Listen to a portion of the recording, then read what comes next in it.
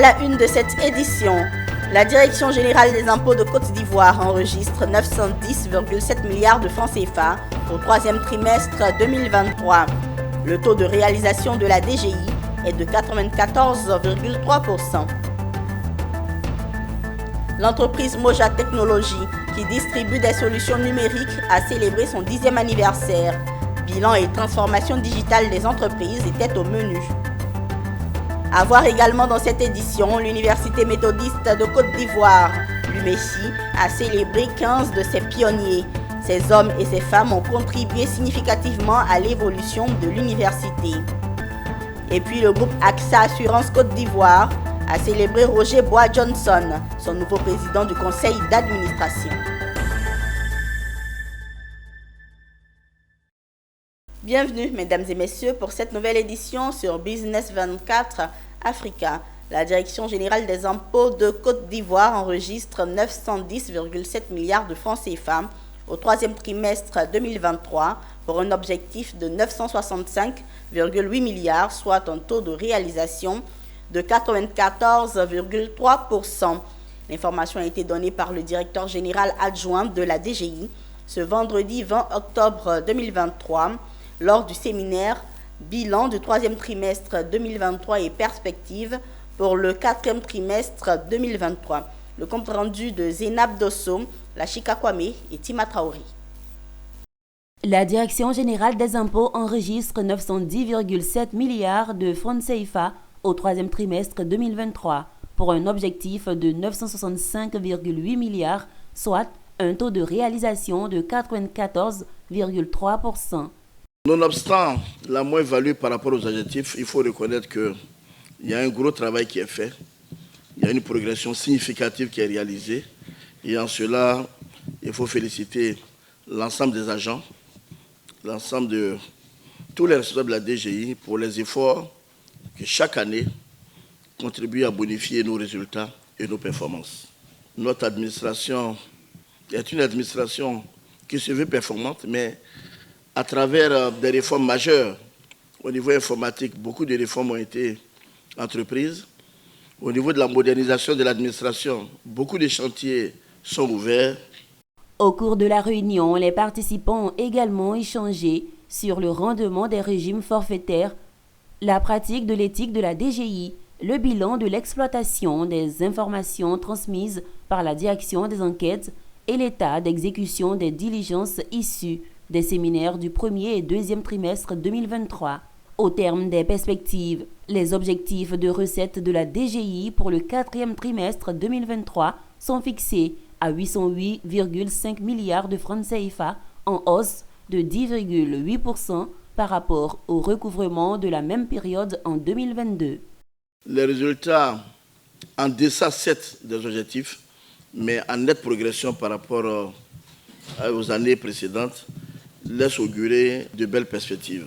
Ceci étant, de gros défis s'offrent à nous, de gros défis se présentent à nous, notamment le programme économique et financier conclu avec le Fonds monétaire international. Il faut rappeler que dans l'attente de ces objectifs, la Direction générale des impôts, DGI, mise sur plusieurs valeurs, l'intégrité, l'intelligence et l'énergie. Parlons de solutions numériques et de célébration d'anniversaire dans cette édition. L'entreprise Moja Technologies, qui distribue des solutions numériques, a célébré son 10e anniversaire ce mercredi 18 octobre 2023. Une décennie que la structure a voulu marquer par un bilan au cours duquel la question de la transformation digitale des entreprises a été abordée par des experts. Éléments de Walter Kofi et de Marus Seri. 10 années à fournir des solutions numériques innovantes et sur mesure aux entreprises, une performance que la structure Moja Technologies, distributeur de solutions digitales, a tenu à couronner par un anniversaire qui a réuni grand public, clients et partenaires de l'entreprise et surtout des experts sur la question de la transformation digitale. Au fil des années, Moja Technologies a su se positionner comme un partenaire clé et de confiance pour de nombreuses PME en Côte d'Ivoire en offrant des solutions qui leur permettent d'optimiser leur processus métier et de gagner en efficacité. Écoutez, comme on a eu à le dire tout à l'heure, vous avez vu sur le panel, le bilan qu'on fait est plutôt positif. Plutôt positif dans le sens où ces 10 années-là ont permis à Moja Technologies, notre entreprise, de pouvoir avoir confiance en elle-même. Ces 10 ans pendant lesquels nous avons servi des entreprises de renom, autant au Canada, et depuis 2020, lorsque nous avons foulé le pied ici en Côte d'Ivoire, nous avons eu l'occasion, l'opportunité de servir de grandes entreprises locales. Le virage numérique, on parlait de transition numérique, on n'a plus le choix de partir vers ces nouvelles technologies-là. Donc il faut plutôt embrasser ces nouvelles technologies-là et bien se faire accompagner. Au centre de cette célébration, une thématique sur le changement entraîné par la transformation digitale au sein des entreprises et sur les populations, une occasion pour des experts sur la question de rassurer quant aux inquiétudes levées par certains outils, notamment l'intelligence artificielle. Ce qu'on doit retenir de cette discussion, de ce panel des 10 ans de Moja Technologies, c'est que la transformation digitale, elle arrive pour le bénéfice de tout le monde. L'intelligence artificielle arrive pour le bénéfice de tout le monde. Ce sont des changements qui vont s'opérer petit à petit dans toute l'économie, dans toute l'administration, que ce soit dans la vie des particuliers comme dans la vie publique. Né à Montréal au Canada, Moja Technologies est spécialisée dans le développement et l'intégration de solutions informatiques. L'entreprise évolue en Côte d'Ivoire depuis 2020 et met en avant sa capacité à s'adapter aux évolutions technologiques pour offrir des solutions modernes et adaptées aux besoins de ses clients. Note sur le renforcement des capacités de l'Institut de sécurité maritime interrégional, l'ISMI. Renforcement en matière de ciblage et de contrôle de conteneurs. L'ISMI a clôturé sa formation sur le ciblage et le contrôle des conteneurs, une formation qui s'est tenue à Abidjan du 15 au 20 octobre 2023. L'événement a rassemblé des experts en sécurité maritime et des professionnels du secteur des conteneurs afin de renforcer la vigilance et la sûreté dans le domaine des échanges commerciaux. Le compte-rendu de la cérémonie de clôture avec Diane Cablancan et Richard Akiki. On ne finit jamais d'apprendre. L'Institut de sécurité maritime interrégional, ISMI, est bien conscient du sens de cet adage. D'où l'initiation de cette formation qu'il a organisée du 15 au 20 octobre 2023 sur le ciblage et le contrôle des conteneurs. Les participants ont suivi une formation intensive de 5 jours qui s'est concentrée sur les techniques de ciblage et de contrôle des conteneurs. L'objectif principal était d'identifier les cargaisons à risque et de prévenir les activités illégales telles que la contrebande, le trafic de drogue et la circulation d'armes illicites. Avait pour objet de faire un renforcement des capacités et des personnels qui interviennent au niveau des douanes, comme des marines nationales, des gendarmeries police, de l'État de la CEDEAO et de la CEAC, pour les amener à maîtriser les outils, les techniques de fouille des conteneurs. Les conteneurs qui transitent à travers nos ports. Il y a beaucoup de transit de marchandises frauduleuses dans nos ports. Aujourd'hui, il y a les faux médicaments qui font beaucoup de dégâts au sein de nos populations. Il y a les produits chimiques qui transitent dans nos ports et qui servent à alimenter le paillage clandestin. Il y a la drogue, il y a les armes, avec tout ce qu'il y a comme conflit au niveau du Sahel. Donc cela demande, pour pouvoir lutter contre ces champs d'insécurité, qu'il faut maîtriser le circuit de circulation de conteneurs. La formation sur le ciblage et le contrôle des conteneurs organisée par l'ISMI a été saluée comme un véritable succès. Elle a permis de renforcer les capacités des acteurs impliqués dans la sécurité maritime et de promouvoir la coopération régionale en matière de lutte contre les activités illégales. Les participants ont également exprimé leur reconnaissance envers l'ISMI pour cette initiative. Ah bah oui, l'ISMI se porte bien. L'ISMI organise une trentaine de stages par an. La coopération en prend en charge le tiers, une huitaine. Ça se passe très bien. L'ISMI s'engage désormais à poursuivre l'organisation des formations similaires dans le futur, dans le but de renforcer la sécurité et la sûreté des échanges maritimes dans la région de l'Afrique de l'Ouest et du Centre. Célébration également du côté du groupe AXA Assurance Côte d'Ivoire. Les responsables du groupe d'assurance ont célébré ce jeudi 19 octobre 2023 leur nouveau président du conseil d'administration, Roger Bois Johnson. Après 25 ans de service au sein du groupe AXA, il est l'un des acteurs majeurs du développement de cette entreprise en Côte d'Ivoire. La directrice Afrique du groupe AXA était présente et elle a salué le parcours de l'homme. Le point avec Pierre Tebeu et Marius Seri. Une page se tourne et une autre s'ouvre au groupe AXA en Côte d'Ivoire. Roger Bois Johnson quitte la direction générale de l'assurance en Côte d'Ivoire, un nom connu de tous dans le secteur de l'assurance. Il a rejoint AXA Côte d'Ivoire il y a 25 ans en tant que responsable du département technique de la société où il a passé 7 années avant d'être promu directeur technique, puis directeur général adjoint en 2005 et enfin directeur général en 2010, poste qu'il occupait jusqu'au 15 octobre 2023. AXA sonne avec les empreintes de l'homme. La directrice Afrique du groupe AXA qui a effectué le déplacement a honoré l'expert qui doit faire valoir ses droits à la retraite. Alors, quand Roger est arrivé, la filiale faisait 7 milliards. Aujourd'hui, elle est autour de 26 milliards de CFA. On sert essentiellement nos clients autour des grands risques, ce qui est totalement naturel au regard de la solidité du bilan d'une boîte globale comme AXA. Et nous sommes là pour servir aussi cela. Et nous avons entamé aussi le développement du marché du retail. Il quitte la direction générale, reste dans la maison pour occuper le poste de président du conseil d'administration du groupe AXA en Côte d'Ivoire. Son successeur à la direction générale de AXA Côte d'Ivoire, Théi Larson, mesure la confiance placée en sa personne. Il sait déjà plus ou moins ce qui l'attend. Nous sommes plutôt très confiants parce que quelque chose de très fort a été construit et à nous, avec les collaborateurs, de tout faire pour que les clients continuent de nous croire, de croire en nous et que nous puissions délivrer les services, les besoins de nos clients.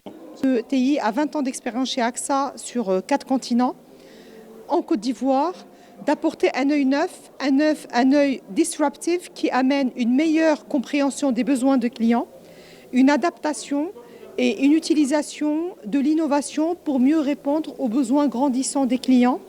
AXA Côte d'Ivoire est l'un des acteurs majeurs de l'assurance non-vie du marché ivoirien et une référence dans la zone CIMA. Son chiffre d'affaires au 31 décembre 2022 s'est élevé à 26 milliards de francs CFA avec un résultat de 2,3 milliards de francs CFA, une marge de solvabilité de 212% et un taux de couverture des engagements de 139%. Ce jeudi 19 octobre 2023, un atelier de renforcement de capacité des radios de proximité du district d'Abidjan s'est tenu à la direction de la promotion du développement durable à Abidjan. L'objectif de cet atelier était d'échanger sur le rôle et la contribution des radios de proximité quant à la promotion du développement durable en Côte d'Ivoire. Michel Brou et Richard Akeki pour plus de détails. Le quatrième pouvoir doit jouer son rôle dans la promotion du développement durable en Côte d'Ivoire. Ils sont 22 radios de proximité de la capitale économique présentes pour cet atelier de renforcement de capacité. Cette rencontre voulait instruire ces hommes des médias à s'approprier les enjeux du développement durable.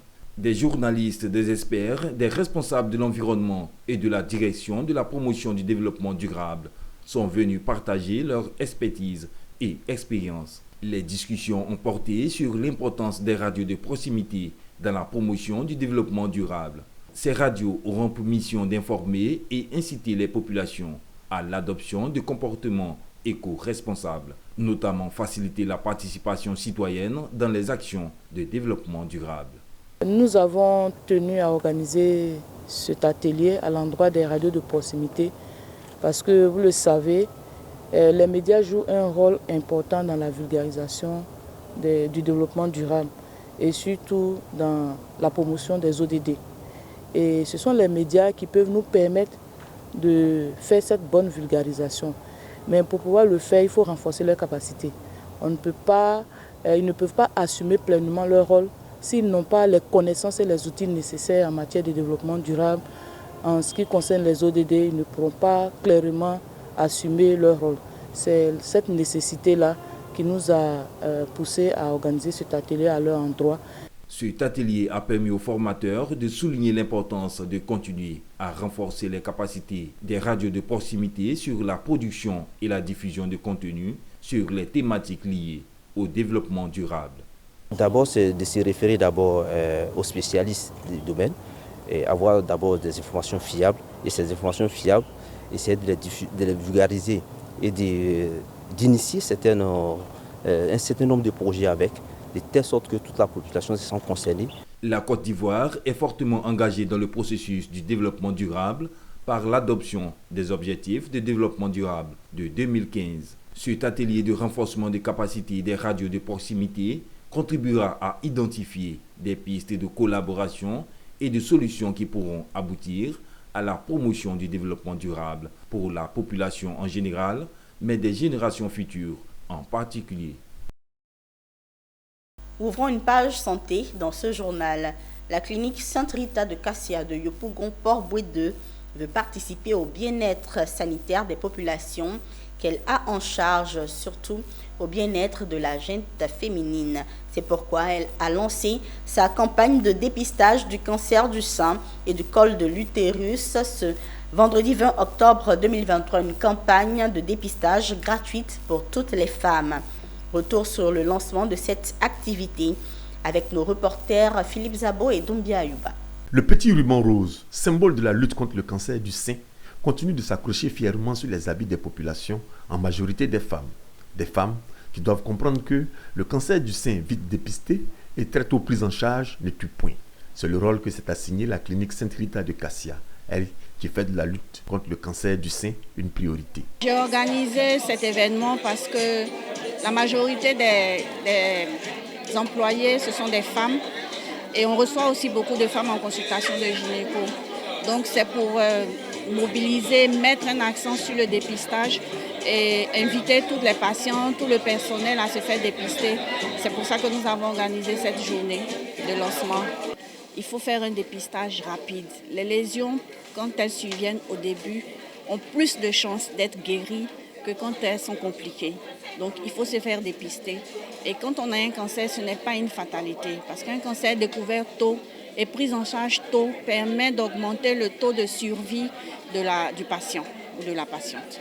Le cancer du sein, c'est le premier cancer de la femme en Côte d'Ivoire actuellement.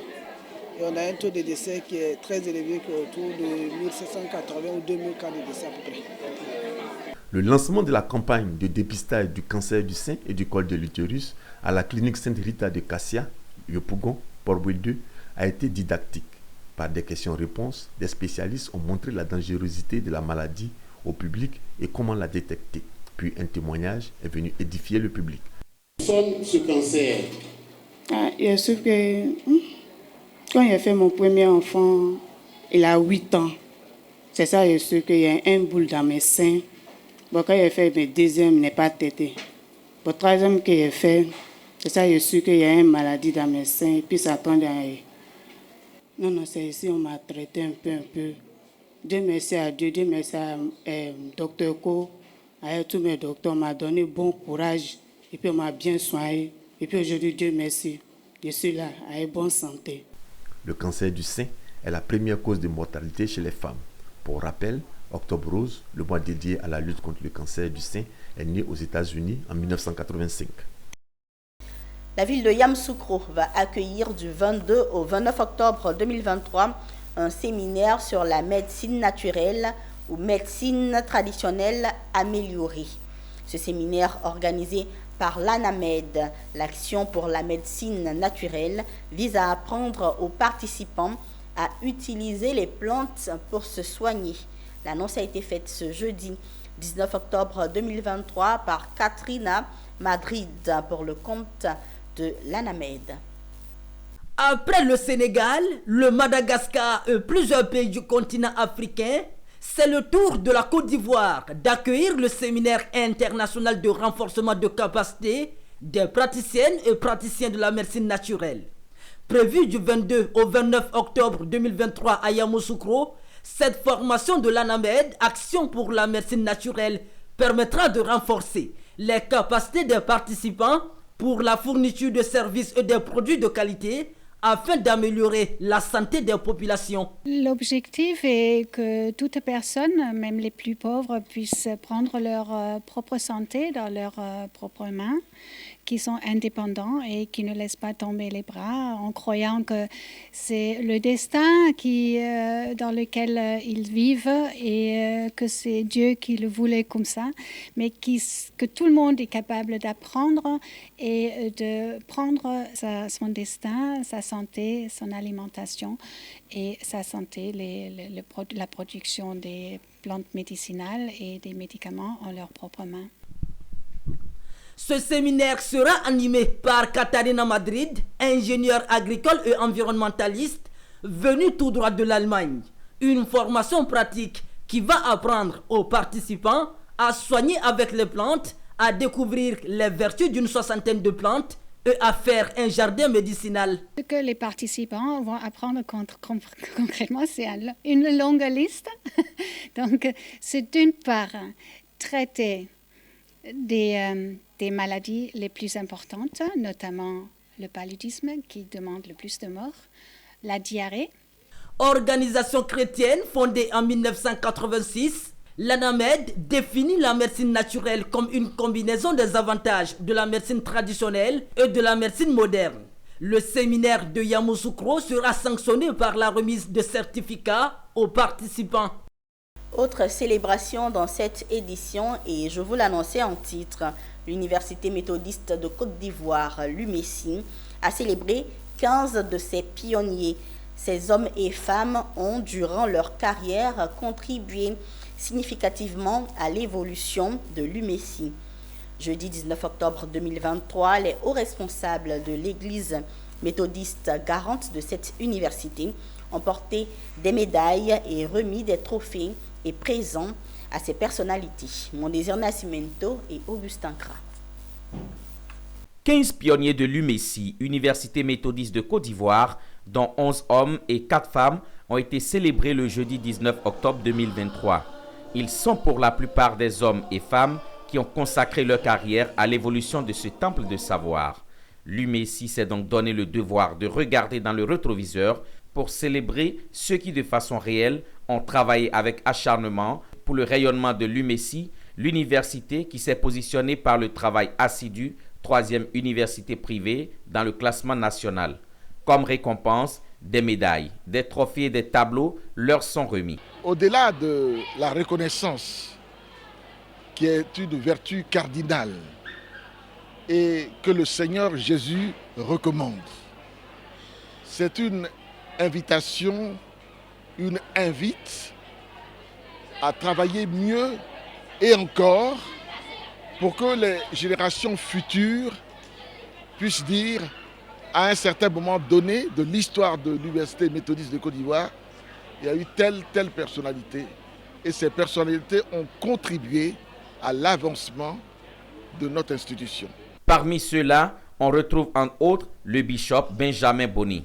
Celui qui porte vers le bon pâturage le peuple de Dieu, a remercié les responsables de l'UMESI et prié pour que Dieu continue de choisir ses serviteurs tant au niveau de l'Église, mais aussi au niveau de l'université pour la transformation qualitative de la Côte d'Ivoire et du monde.